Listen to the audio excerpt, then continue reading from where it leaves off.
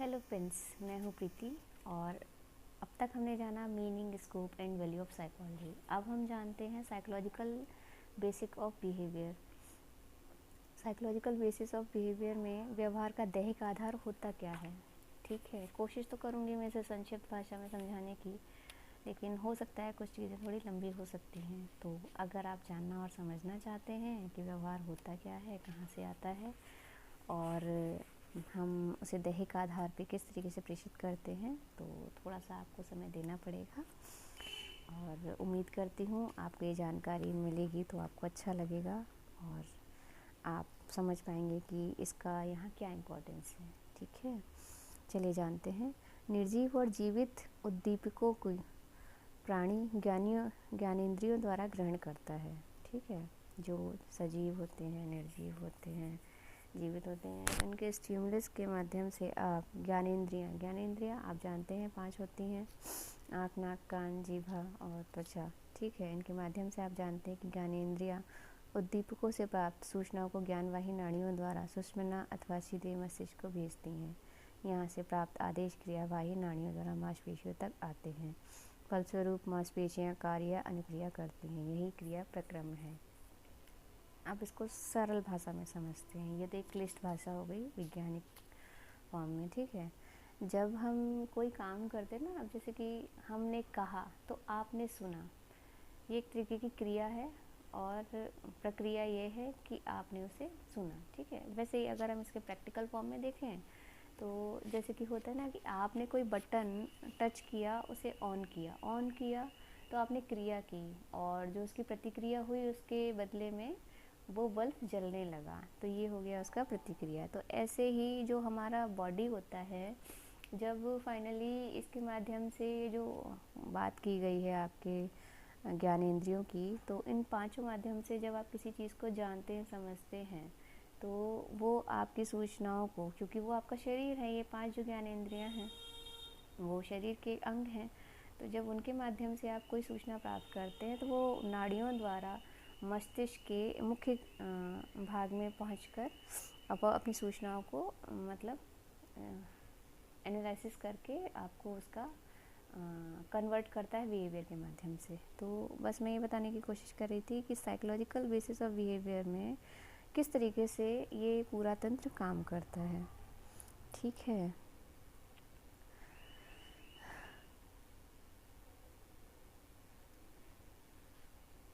प्राणी या मानव के किसी भी व्यवहार के निरीक्षण से स्पष्ट होता है कि व्यवहार में कुछ न कुछ क्रिया अवश्य होती है। ये क्रियाएं मानव शरीर द्वारा की गई होती हैं। इन क्रियाओं में कभी पूरे शरीर का योगदान होता है तो कभी कभी शरीर के कुछ अंगों का ही कार्य होता है। उठना, बैठना, चलना, दौड़ना, बातचीत करना, कोई समाचार पत्र पढ़ना या कविता पढ़ना, ये सभी शारीरिक क्रियाएं होती हैं। मानव शरीर मांसपेशियों, हड्डियों, तंत्रिकाओं और ग्रंथियों आदि से बना हुआ है। मांसपेशियों से गति, हड्डियों से स्थिरता और ग्रंथियों से निकलने वाले स्राव भोजन पचाने के आंतरिक अंगों के संचालन का नियंत्रण में महत्वपूर्ण भूमिका निभाते हैं। प्राणी के व्यवहार को भलीभांति समझने के लिए व्यवहार के जीव विज्ञान के अध्ययन की आवश्यकता हुई। जब किसी प्राणी की ज्ञानेंद्रिय के सामने कोई उद्दीपक उपस्थित होता है तब वह प्राणी उस उद्दीपक के प्रति प्रतिक्रिया करता है। कोई भी प्राणी किसी भी उद्दीपक के प्रति प्रतिक्रिया तभी करता है जब उस प्राणी के नाड़ी संस्थान या नर्वस सिस्टम के विभिन्न अंग कार्यरत अवस्था में होते हैं। नाड़ी संस्थान विभिन्न नाड़ियों का एक संगठन अथवा समूह है। नाड़ियों का जाल पूरे शरीर में फैला हुआ है। विभिन्न नाड़ियों के जाल कहीं कहीं अधिक जटिल हैं तो कहीं कहीं सिंपल हैं। ये संस्थान, नाड़ी संस्थान को वाहक, कंडक्टर अथवा एडजस्टर भी कहते हैं। इसको अभियोजन इसलिए कहते हैं क्योंकि ये ग्राहक, रिसेप्टर और प्रभावक, इफेक्टर के माध्यम से समन्वय अथवा संयोजन स्थापित करते हैं। ठीक है, चलिए मैं इसको ब्रीफ फॉर्म में ही बताती हूँ, क्योंकि मुझे लगता है कि आप लोग भी सोच रहे होंगे कि अगर डिटेल में बताया जाएगा तो फिर काफ़ी लंबा हो जाएगा, है ना। चलिए शॉर्ट में बताती हूँ। नाड़ी संस्थान एक नर्वस सिस्टम, जो कि साइंस के स्टूडेंट है वो बहुत अच्छे समझते हैं। इसमें देखिए 3 होते हैं स्टेप। एक होता है पेरिफेरल नर्वस सिस्टम, जो कि सीमांत नाड़ी संस्थान या तंत्रिका तंत्र कहलाता है। दूसरा होता है सेंट्रल नर्वस सिस्टम, जो कि केंद्रीय नाड़ी संस्थान या तंत्रिका तंत्र कहलाता है। और तीसरा होता है ऑटोनोमिक नर्वस सिस्टम, जो कि स्वतंत्र नाड़ी संस्थान या तंत्र कहलाता है। अब जो हम पेरिफेरल नर्वस सिस्टम फर्स्ट वाले की बात कर रहे हैं, इसके देखिए जो सब नर्वस सिस्टम है या फिर जो पॉइंटों में आप इस तरीके से काउंट कर सकते हैं। फर्स्ट आता है आपका ज्ञानवाही स्नायु, अर्थात सेंसरी और एफरेंट न्यूरॉन्स। सॉरी, थोड़ा सा प्रोनाउंसिएशन में गलती हो रही है, लेकिन आप समझ जाएंगे मुझे पता है। ज्ञानवाही सेंसरी नर्वस सिस्टम, जिसमें कि आपकी यह नाड़ी शरीर के विभिन्न भागों से सूचनाओं को सुषुम्ना नाड़ी तक अथवा सुषुम्ना नाड़ी होते हुए मस्तिष्क तक ले जाती है। इस प्रकार नाड़ी के स्नायु के वृक्षतंतु डेंड्राइट्स नीचे की ओर स्थित होती हैं और वृक्षतंतु की दिशा सुषुम्ना नाड़ी तथा अथवा मस्तिष्क की ओर होती है। वृक्षतंतु चूँकि उत्तेजना ग्रहण करते हैं, अतः इनकी दशा ज्ञानेंद्रिय की ओर होती है। विभिन्न ज्ञानेंद्रियों से यही वृक्षतंतु उत्तेजना संबंधी अवयव को ग्रहण कर अक्षतंतुओं की सहायता से दूसरे स्नायु की और इस प्रकार उद्दीपक आवेश को सुषुम्ना नाड़ी अथवा मस्तिष्क तक पहुंचाते हैं। ठीक है, ये हो गया आपका सेंसरी न्यूरॉन्स। ठीक है, अब सेकंड आता है क्रियावाही न्यूरॉन्स, तो इसको मोटर नर्वस भी कहते हैं, मोटर न्यूरॉन्स भी कहते हैं, जो सुषुम्ना नाड़ी अथवा मस्तिष्क के अवयव को शरीर को विभिन्न भागों तक ले जाते हैं। इस प्रकार के स्नायु बहुधा सुषुम्ना नाड़ी अथवा मस्तिष्क के क्षेत्र में अधिक पाए जाते हैं। और तीसरा जो बताया था मैंने, इसमें जो इसका सब नर्वस सिस्टम में आता है वो है कोऑर्डिनेटर नर्वस।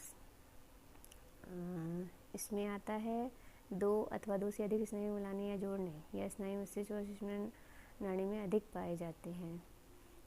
और इन तीनों प्रकार की स्नायु संरचना आदि का वर्णन आपको किताबों में तो मिल ही जाएगा, लेकिन मैं संक्षिप्त भाषा में समझा दे रही हूँ। ठीक है, इसमें होते हैं न्यूरॉन्स, इसमें होता है स्ट्रक्चर ऑफ न्यूरॉन्स। ठीक है, जिसमें cell body, fibres, dendrites, axon, ये सब पाए जाते हैं। अब जो स्ट्रक्चर ऑफ न्यूरॉन्स हैं उसमें फर्स्ट आता है आपका सेल बॉडी।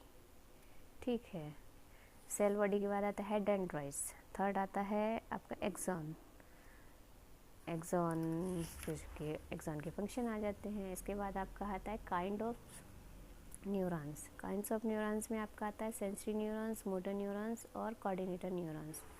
सेंसरी न्यूरॉन्स जिसमें ज्ञानवाही आपका बताया मैंने, मोटर न्यूरॉन्स जिसमें क्रियाएं होती हैं, और कोऑर्डिनेटर न्यूरॉन्स जहाँ पे संयोजक की स्थिति होती है। ठीक है, अब बताते हैं सिनेप्सिस, स्नायु संधि। अब स्नायु संधि क्या होती है? स्नायु संधि नाड़ी आवेग केवल एक ही दिशा में पास हो सकता है, विपरीत दिशा में पास नहीं हो सकता। दो स्नायु के मध्य कुछ न कुछ खाली स्थान होना आवश्यक है। जब किसी स्थान से नाड़ी आवेग पास होता है तो स्नायु संधि पर नाड़ी आवेग नर्वस की गति अपेक्षाकृत धीमी हो जाती है। किसी भी स्थान पर दो अथवा अधिक स्नायु संबंधित होते हैं। अनेक अध्ययनों के आधार पर यह सिद्ध हो चुका है कि स्नायु की अपेक्षा स्नायु संधि को नाड़ी आवेग को पार करने में अपेक्षाकृत अधिक समय लगता है। ठीक है, तो ये तो हो गया शॉर्ट फॉर्म में आपका नर्वस सिस्टम। अब नर्वस सिस्टम में बहुत सी चीज़ें आ जाती, तो मुझे लगता है कि इसका अगर डीप नॉलेज आपको चाहिए तो आपको किताब उठानी पड़ेगी और जानना और समझना पड़ेगा। ठीक है, यहाँ मैं बस आपको कुछ चीज़ें बता रही हूँ कि किस तरीके से ये शरीर और मस्तिष्क के माध्यम से कार्य करता है। ठीक है, अब आते हैं हम सेंट्रल नर्वस सिस्टम में। सेंट्रल नर्वस सिस्टम में आप जैसा कि जानते ही हैं, इसके दो भाग होते हैं, एक होता है स्पाइनल कॉर्ड और एक होता है ब्रेन। ब्रेन तो आप सभी जानते हैं लगभग अंडे की शक्ल का या अखरोट की तरह होता है, और इसका औसतन भाग लगभग में 3 पाउंड होता है, जिसमें 10 खरब 10 बिलियन स्नायु कोश होते हैं। ठीक है।